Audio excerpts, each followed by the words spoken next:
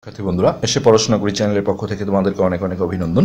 আজকে আমরা ইংলিশ গ্রামারের একটা গুরুত্বপূর্ণ জিনিস শিখব, সেটা হলো ডু, ডাজ আর ডিড। এগুলো আমরা জানি সাহায্যকারী ভার্ব, অক্সিলারি ভার্ব, কিন্তু অনেকের কাছে কনসেপ্ট ক্লিয়ার না যে এগুলো কখন ইউজ করতে হয়।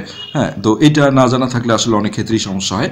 তো এটা খুবই একটা বেসিক জিনিস। তো আমরা যেহেতু টেন্সের গঠনগুলো ইতিপূর্বে শেষ করে ফেলেছি, আমি চাচ্ছি যে এই জিনিসটা শিখিয়ে দিয়ে আমি হচ্ছে যে চেঞ্জিং ভয়েসে চলে যেতে চাই, অর্থাৎ অ্যাক্টিভ ভয়েসকে কীভাবে প্যাসিভ করতে হয় অথবা উল্টোটা প্যাসিভ থেকে অ্যাক্টিভ করতে হয়। তো এগুলো জানা না থাকলে আসলে সেইখানে গিয়ে সমস্যা হবে। সো প্রথম কথা হলো যে ডু, ডাজ, ডিড এর ব্যবহার আমরা শিখছি। কোন কোন টেন্সে এই তিনটা সাহায্যকারী ভার্ব ইউজ করা হয়, কোন কোন টেন্সে ব্যবহার করা হয়। আমি দুইটা সেকশনে ভাগ করেছি এখানে, যে কোন কোন টেন্সে ব্যবহার করা হয় এগুলো, আর হচ্ছে কোন কোন ক্ষেত্রে ব্যবহার করা হয়। আমি যদি বলে দিই যে অমুক টেন্সে ব্যবহার করা হয়, কিন্তু তাই বলে ওই টেন্সের সমস্ত বাক্যেই কিন্তু ব্যবহার হয় না, বিশেষ বিশেষ ক্ষেত্র আছে। তো এই দুটো জিনিস জানলে তোমাদের খুবই উপকার হবে। তো এটার যেটা উত্তর হবে যে আমরা উদাহরণ সহ জিনিসগুলো আসলে দেখবো, সমস্যা না। কোন কোন টেন্সে ব্যবহার হয়, তার উত্তর হলো মাত্র দুটো টেন্সে ব্যবহার হয়। একটা হলো প্রেজেন্ট ইনডিফিনিট। সোজা কথা, যে দুটো টেন্সের সাহায্যকারী ভার্ব নাই। তোমরা টেন্সের গঠনগুলো আমরা ইতিপূর্বে পাঠে করেছি, দেখবা প্রেজেন্ট ইনডিফিনিট আর পাস্ট ইনডিফিনিট টেন্সের কোনো সাহায্যকারী ভার্ব যেমন am, is, are, have, has, was, were, had, এগুলো কিছুই নেই। এই দুইটা টেন্সেই শুধু এই তিনটার ব্যবহার আছে। কিন্তু সেগুলো কোন কোন ক্ষেত্রে হয় সেটা আমরা 2 নম্বর পয়েন্টে দেখব। তো কোন কোন টেন্সে ডু, ডাজ, ডিড ব্যবহার করতে হয়, কেউ যদি আমাকে প্রশ্ন করে তো আমরা উত্তর দেবো। একটা হলো প্রেজেন্ট ইনডিফিনিট টেন্স, যেটাকে সিম্পল প্রেজেন্ট সিম্পলও বলা হয়, প্রেজেন্ট ইনডেফিনিট টেন্স। আর 2 নম্বরে যেটা, সেটা হলো পাস্ট ইনডিফিনিট টেন্স। কিন্তু ফিউচার ইনডিফিনিট টেন্সে ডু, ডাজ, ডিড হয় না। কেন? ফিউচার ইনডিফিনিট টেন্সের কিন্তু সাহায্যকারী ভার্ব আছে শ্যাল অথবা উইল। যে টেন্সে সাহায্যকারী ভার্ব আছে, হ্যাঁ, সেইখানে কিন্তু এই তিনটা সাহায্যকারী ভার্বের একজনও আসতে পারবে না। তো পাস্ট ইনডেফিনিট টেন্স অস্থির হবে না, আমরা উদাহরণ দেখাবো। Indefinite tense. তো এই দুইটা টেন্সেই আমরা বলবো এই তিনটা সাহায্যকারী ভার্ব। কোথায় কোনটা সেটাও আমরা পরে আসছি। হ্যাঁ, তো এই তিনটা সাহায্যকারী ভার্ব কিন্তু তোমার ইচ্ছা মতো দিতে পারবা না। তার মধ্যে আমি এখানে বলে দিই যে প্রেজেন্ট ইনডিফিনিটে হবে ডু, ডাজ। যেখানেই দুইটা সেখানেই কিন্তু ভেজাল, কারণ তোমার ইচ্ছা মতো তো দিতে পারবে না যে আমার ইচ্ছা হলো প্রেজেন্ট ইনডিফিনিট আছে, আমি ডু দিলাম বা আমি ডাজ দিলাম, তা তো না, নিশ্চয়ই ক্ষেত্র আছে। আর পাস্ট ইনডিফিনিটে সমস্যা কম, কেননা পাস্ট ইনডিফিনিটে একটাই, এক ব্যাপের এক বেটা। যেমন পাস্ট পারফেক্টে ছিল হ্যাড, এক ব্যাপের এক বেটা, সেরকম এখানে একটাই, সেটা হলো ডিড। তো কখন ডু হবে, কখন ডাজ হবে, এগুলো আমরা একটু নিচে বিস্তারিত করব। তো 2 নম্বরে যেটা বলছে কোন কোন ক্ষেত্রে ব্যবহার করা হয়, তো ক্ষেত্র দুটো কিন্তু একই, সেটা হলো দুইটা ক্ষেত্রে ব্যবহার করা হয় এই ডু, ডাজ, ডিড এই দুটো টেন্সে। সেই ক্ষেত্রগুলো হচ্ছে নেগেটিভ বাক্যে, মানে একটা বাক্যে যদি নট আনতে হয়, হ্যাঁ, নেগেটিভ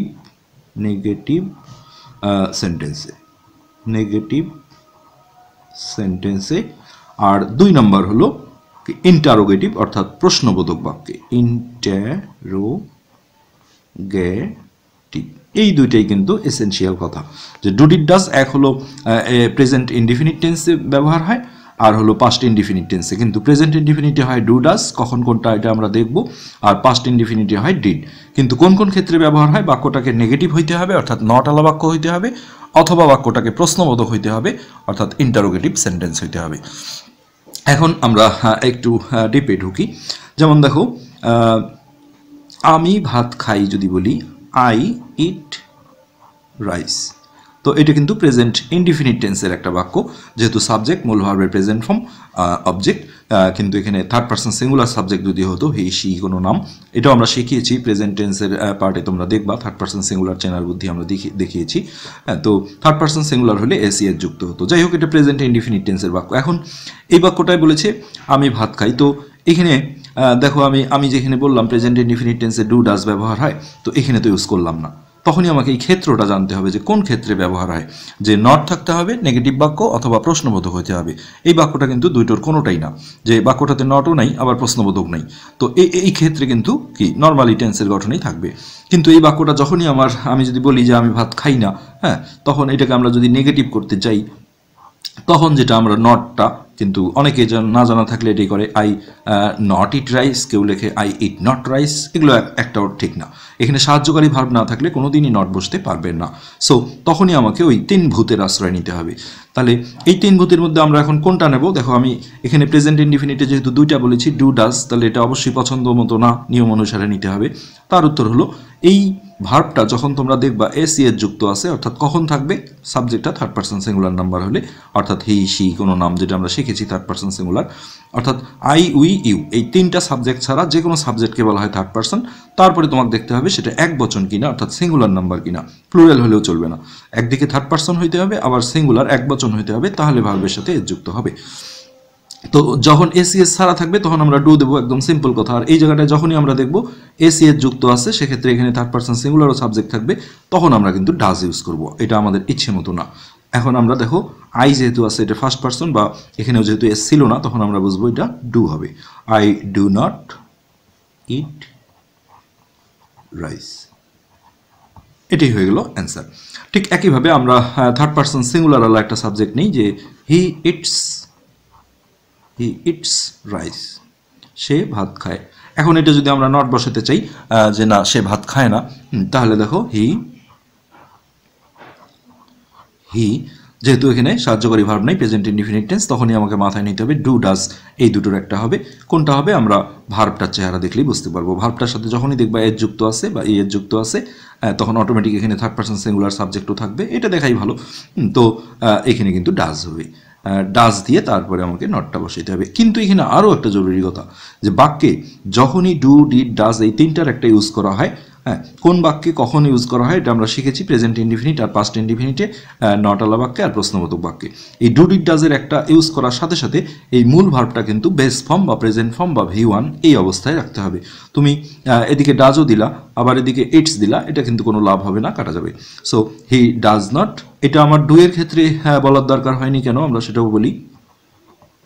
যে এখানে ডু দিলে দেখো ভুলটা আসে না, যে এখানে এটি ছিল এটি বসলো, কিন্তু আমি তোমাকে প্রমাণ করে দেবো যে ডু হোক ডাজ হোক, আর এরপরে আমরা ডিড শিখবো পাস্ট ইনডিফিনিটে, যেটাই বসুক না কেন, সেটা নেগেটিভ বা ইন্টারোগেটিভ যে কোনো বাক্যই হোক না কেন, সেক্ষেত্রে অবশ্যই মূল ভার্বটাকে কিন্তু প্রেজেন্ট ফর্ম বেস ফর্ম বা V1 যেটা আমরা বলি এই অবস্থায় রাখতে হবে। এটা কিন্তু জরুরি বিষয়। তো এখন আমরা সিম্পলি হচ্ছে যে ডিডের ব্যবহারটা দেখব। ডিড হতে গেলে তোমাকে পাস্ট ইনডিফিনিট টেন্সের বাক্য হইতে হবে, অর্থাৎ সাবজেক্ট আর মূল ভার্বের past form. He ate rice, সে ভাত খেয়েছিল। এই বাক্যটাকে আমরা এখন যদি বলি নট বসাবো, অর্থাৎ নেগেটিভ করতে চাই, তাহলে আমরা এইখানে কিন্তু সাহায্যকারী ভার্ব নাই হিসেবে আমরা এখানে ডিড আনতে হবে, ডাইরেক্ট নট বসানো যাবে না। তো সিম্পলি বিষয় যে আমরা এখানে পাস্ট ইনডিফিনিট হলে এখানে এক বাপের এক বেটা ডিড, হি ডিড নট, এইখানেও কিন্তু তোমাকে ইট বসাইতে হবে, অ্যাট দিলেই কাটা যাবে, ইট রাইস। তাহলে এটাই প্রমাণ হলো যে বাক্যে ডু ডাজ বা ডিড এই 3টার একটা ইউজ হওয়ার সাথে সাথে এই যে মূল ভার্বটা থাকে প্রিন্সিপাল ভার্বটা, এটা দেখো প্রেজেন্ট ফর্মে থাকে, এর সাথে কোনো এসিএস বা past form past participle form কোনো কিছু হবে না। এটা কিন্তু জরুরি বিষয় হয়ে গেল। এখন আমরা ডু ডাজের হচ্ছে এই নেগেটিভ ফর্মগুলো দেখলাম। হ্যাঁ, এখন আমরা ইন্টারোগেটিভ প্রশ্নবোধক ফর্মগুলো একটু দেখি। তো একই উদাহরণ আমরা আবারও নেই, যে আমরা প্রথমে যদি আই ইট রাইসটা নেই, প্রেজেন্ট ইনডিফিনিট টেন্সের আই ইট রাইস। এখন এই বাক্যটাকে আমাকে যদি প্রশ্নবোধক করতে বলা হয়, যে ইন্টারোগেটিভ করার আমার প্রয়োজন, এগুলো আসলে ট্রান্সফরমেশনের ক্ষেত্রে অ্যাফার্মেটিভ নেগেটিভ বা অ্যাসার্টিভ ইন্টারোগেটিভ এগুলোর রুল আলাদা, কিন্তু আমরা নর্মালি ভাবছি এটাকে কনভার্সন বলা হয়। এখন যে নেগেটিভগুলো আমরা করলাম বা এখন যে ইন্টারোগেটিভ করছি, কিন্তু ট্রান্সফরমেশন আইটেমে গিয়ে এটা আসলে নিয়ম আছে। যাই হোক, আমার এই বাক্যটা যদি প্রশ্নবোধক করতে হয়, তখনই আমাকে প্রশ্নবোধক করা মানে কি একটা সাহায্যকারী ভাব সামনে দিতে হবে। নট বসাতে গেলেও যেমন সমস্যা হয় যে নটটা একা বসতে পারে না, একটা সাহায্যকারী ভার্বের উপর ভর করে বসে, ঠিক একইভাবে প্রশ্নবোধক করতে গেলেও তুমি এই 3টার যে কোনো একটা সামনে দিয়ে প্রশ্ন করতে পারো না, তাই না? আবার এম ইজ আর ওয়াজ আর কিছু একটা নিবা, বাক্যে না থাকলে সেটা নেওয়া যায় না, তখনই চিন্তা করতে হবে এই 3 ভূত ডু ডাজ ডিড এগুলোর মধ্যে কিছু একটা আসবে। তার উত্তর ওই আবার একই, যে কোন 3টার মধ্যে কোনটা নেব। তো এক হলো প্রেজেন্ট ইনডিফিনিট টেন্সে হলে ডু ডাজ, দুটোর মধ্যে একটা, কিন্তু আমার পছন্দ মতো না, ভার্বটাই বলে দিবে। ভার্বের সাথে এসিএস ছাড়া এরকম একদম প্লেন ফর্মে প্রেজেন্ট ফর্মে যদি থাকে তাহলে হবে ডু। সো সামনে চলে আসলো ডু, আইটা যথারীতি থাকলো ডু আই। এখানেও কিন্তু কথা একই, বাক্যে ডু ডিড ডাজ ইউজ করার সাথে সাথে মূল ভার্বটা একদম প্রেজেন্ট ফর্মে রাখতে হবে, যেটা ডু এর ক্ষেত্রে ভুল হয় না, ডাজ আর ডিডের ক্ষেত্রে ভুলটা আসে। ডু আই ইট রাইস দিয়েই আমাকে অবশ্যই এটা প্রশ্নবোধক চিহ্ন দিতে হবে। আচ্ছা, এখন আমরা ডাজের একটা উদাহরণ দেখতে গেলে আবার হি ইটস রাইস এই বাক্যটা নেই। হি ইটস ইটস রাইস, এটা যদি আমার দরকার হয়, এই বাক্যটা আমি প্রশ্নবোধক করার দরকার, ইন্টারোগেটিভ, তখনই আমি দেখব যে সামনে নেওয়ার মতো তো কোনো সাহায্যকারী ভার্ব নেই, তখনই আমাকে ডু ডাজ ডিড নিয়ে ভাবতে হবে। আবারও মাথায় একই চিন্তা করতে হবে, যেহেতু প্রেজেন্ট ইনডিফিনিট টেন্সের গঠনে আছে, তাহলে ডু ডাজ, এখন দুটোর মধ্যে কোনটা নেব, ভার্বের সাথে এস যুক্ত দেখলেই তোমরা চিন্তা করবা যে এটা ডাজ আসবে। সো যেমন নট বসাতে গেলে হি ডাজ নট ইট এইভাবে দিয়েছি, এখন খালি ডাজটা সামনে যাবে।